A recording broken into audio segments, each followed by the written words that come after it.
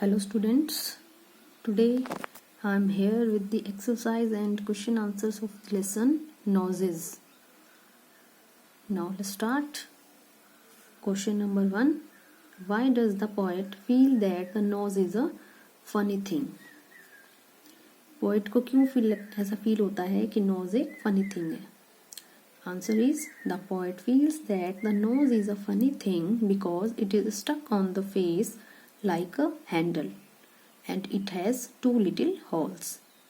यह किस तरह लगती है? जैसे एक दरवाजे पर हैंडल होता है वैसे ही है हमारे फेस पर चिपकी हुई है और इसमें 2 little holes होते हैं. Question number 2. Why is a nose important for you? The answer is nose is important for us because the 2 little holes in it helps us in breathing.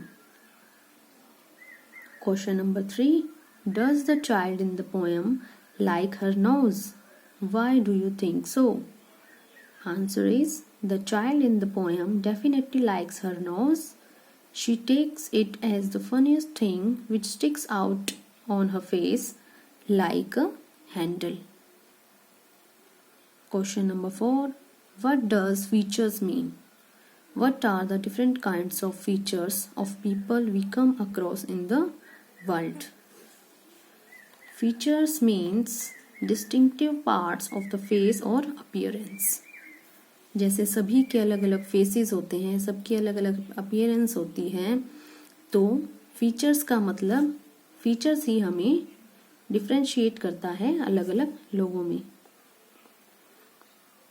The different kinds of features of people are people with big bright eyes, people with long, short or flat nose, people with rosy cheeks, people with round and broad faces, people with curly silky hair. सबके features अलग अलग होते हैं, सबके features unique होते हैं. Question number 5. Look at your friend's face and describe what you see.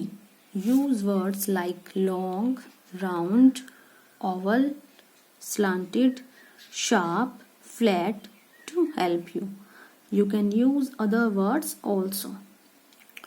So, as an example, I have given you the answer. You can write another answer also. My friend's face is round. He has a long nose.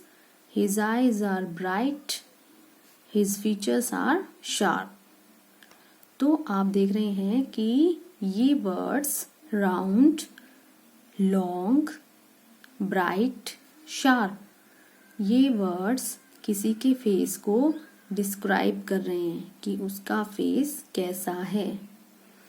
तो इन words को describing words बोलते हैं. आप इनकी जगह कुछ और भी यूज कर सकते हैं.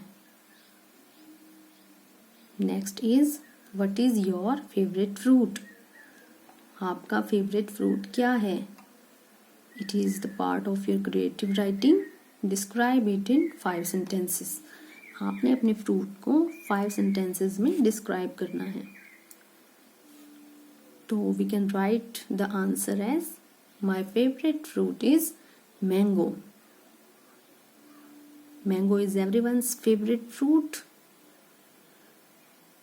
So how can we describe it? Mango is a fruit of summer season. Ripe mangoes smell sweet. They are very juicy. They are of several varieties. People like this fruit very much. It is the king of all fruits. You can draw a picture also for this question.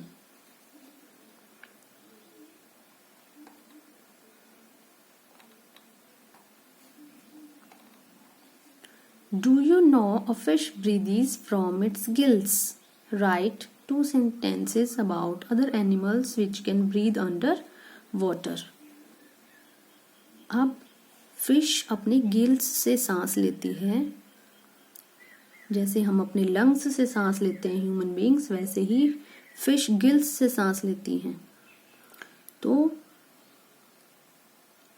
उन animals के बारे में हमें लिखना है जो पानी के अंदर सांस लेते हैं। Crocodiles and turtles are water animals.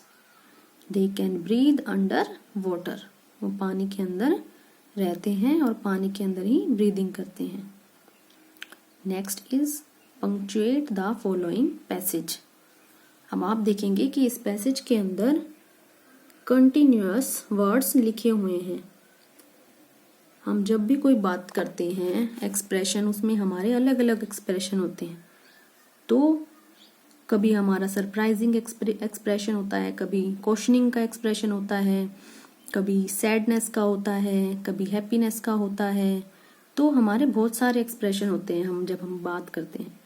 तो उसके लिए हमारे अलग अलग मार्क्स होते हैं, अलग अलग साइन होते हैं, जिनसे हम अपनी बात को, अपनी सेंटेंस को करेक्ट करते हैं।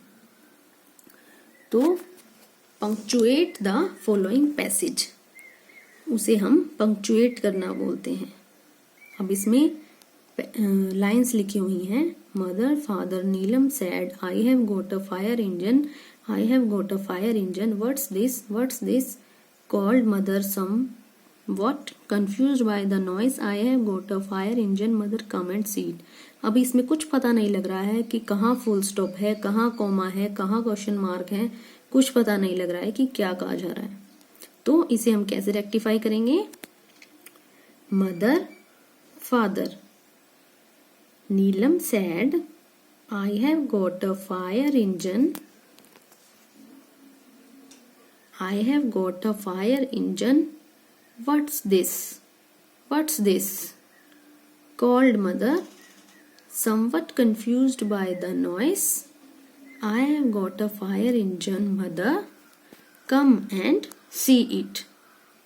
अब आपने इसमें देखा कि अकॉर्डिंग टू पंक्चुएट मार्क्स हमने इसे एक पॉज के साथ पढ़ा है। जहां पर भी फुल स्टॉप है वहां पर हमें रुकना है, जहां पर क्वेश्चनिंग है वहां पर क्वेश्चन मार्क का यूज करना है, जहां पर पॉज देना है वहां पे हमें कोमा लगाना है। इस तरह हमें अपने सेंटेंस को करेक्ट करना है। ठीक है बच्चों,